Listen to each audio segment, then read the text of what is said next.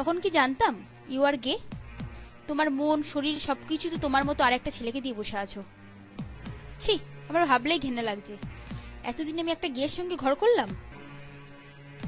হ্যাঁ, আমি স্বীকার করছি আমি গে, কিন্তু তুমি কি? রিয়ার সঙ্গে তোমারও তো একটা সম্পর্ক আছে। হ্যাঁ আছে, তাহলে কি এসে যায়?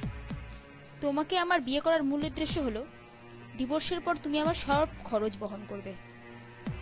তোমার কাছ থেকে মুক্তি আমিও চাই শিল্পী, শুধু একটা আফসোস রয়ে গেল।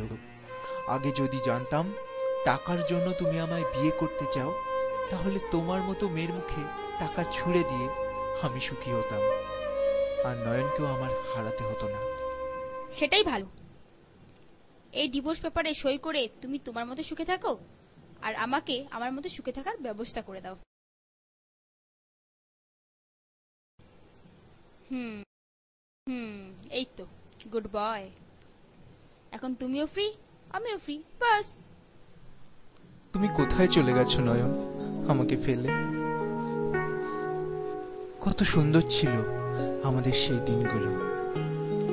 আমি আজও ভুলতে পারিনি সেই সুন্দর দিনগুলোর কথা।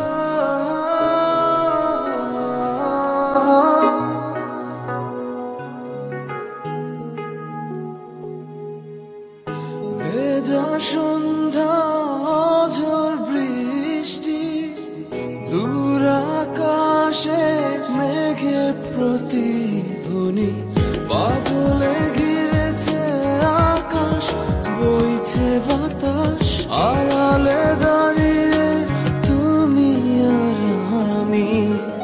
হয়নি বলা কোনো কথা, শুধু হয়েছে অনুভূতি। হয়নি বলা কোনো কথা, শুধু হয়েছে অনুভূতি। আজ আমরা কাছে নেই, কিন্তু তাতে কি হয়েছে নয়ন?